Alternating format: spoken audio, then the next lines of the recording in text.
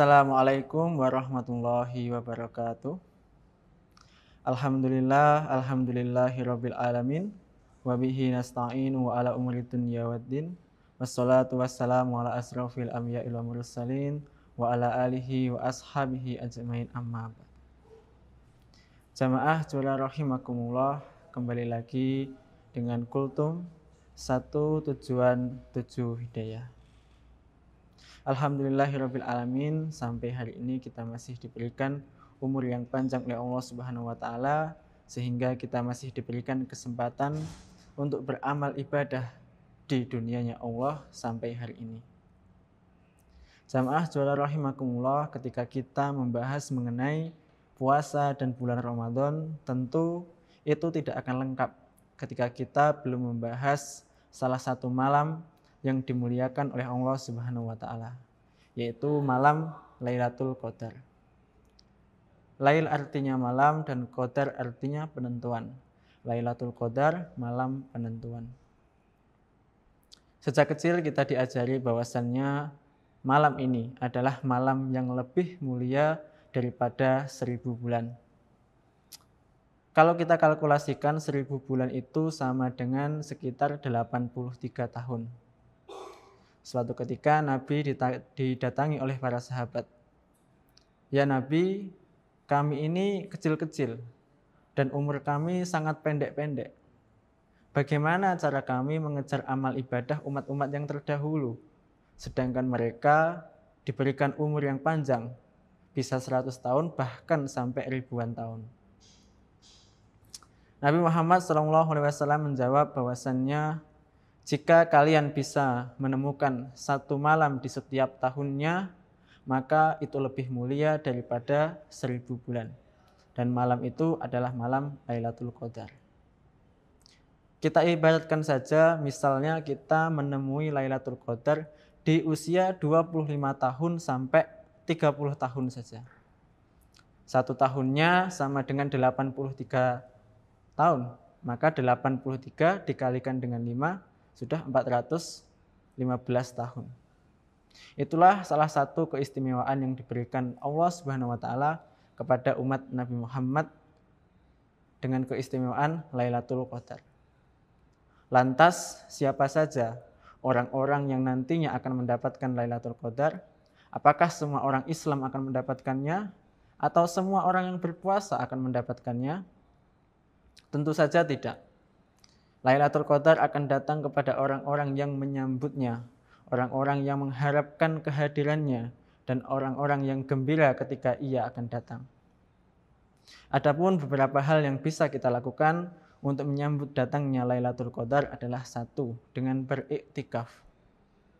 Iktikaf adalah menyengaja datang ke masjid, duduk di masjid, merenungi umur yang telah diberikan Allah kepada kita, merenungi nikmat yang telah Allah berikan kepada kita, sambil berzikir kepada Allah.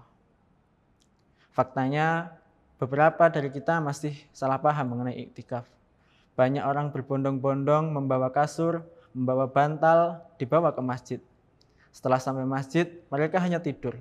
Bukan seperti itu iktikaf.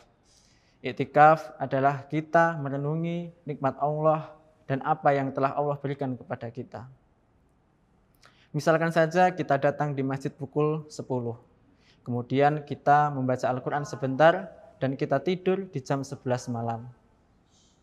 Jam 1 pagi kita bangun sambil menunggu waktu sahur, kita bisa berzikir kepada Allah dengan zikir-zikir yang sudah familiar, seperti subhanallah, walhamdulillah, wala ilaha illallah, wallahu akbar. Ataupun kita membaca istighfar, ataupun sayyidul istighfar. Dan yang kedua adalah membaca Al-Quran. Dengan datangnya Lailatul Qadar ini, tentu membaca Al-Quran adalah hal yang sangat dianjurkan bagi kita. Semakin banyak bacaan kita, semakin besar pula pahalanya. Dan apabila bacaan kita menemui Lailatul Qadar, maka tinggal mengalihkan berapa banyak pahala yang kita dapat. Dan yang ketiga adalah memperbanyak sholat tahajud. Sholat tahajud afdalnya dikerjakan 2, 4, 6 ataupun 8. Semakin banyak kita melakukan, semakin bagus. Dan semakin banyak kita kerjakan, semakin banyak pula pahala kita. Dan yang terakhir adalah berdoa.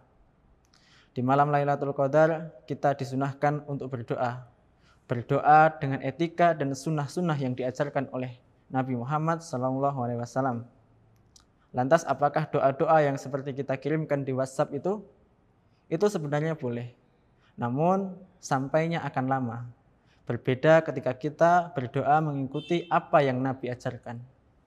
Yang pertama adalah berdoa dengan keadaan pakaian yang suci dan bersih. Bersih belum tentu suci. Maka dari itu wajib bagi kita untuk mengetahui bagaimana cara mensucikan pakaian yang terkena najis.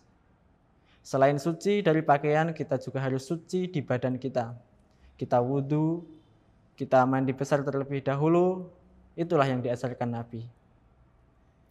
Dan yang ketiga adalah membaca atau memuji Allah Subhanahu wa taala dengan kalimat-kalimat thayyibah.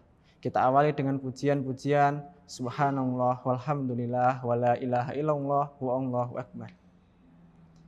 Dan yang keempat adalah duduk dengan posisi di antara dua sujud sebagaimana kita sholat. Kenapa begitu? Karena Nabi mengajarkannya seperti itu. Maka apapun yang diajarkan Nabi, marilah kita ikuti bersama. Dan yang terakhir adalah membaca sholawat dan menghadap kiblat. Ketika kita membaca sholawat sebelum berdoa, maka kita sudah mengakses passwordnya. Ketika kita sudah mengakses passwordnya, maka apapun kita bisa minta, apapun bisa kita lakukan. Dan baiknya ketika kita berdoa menghadapkan diri ke kiblat. Apakah sopan ketika kita meminta sesuatu kepada orang, tetapi kita membelakanginya, ataupun kita berdiri di sampingnya? Semoga di Ramadan tahun ini kita termasuk orang-orang yang mendapatkan malam Lailatul Qadar dan mendapatkan kemuliaan-kemuliaan yang telah Allah janjikan kepada umatnya. Semoga bermanfaat bagi kita semua. Wassalamualaikum warahmatullahi wabarakatuh.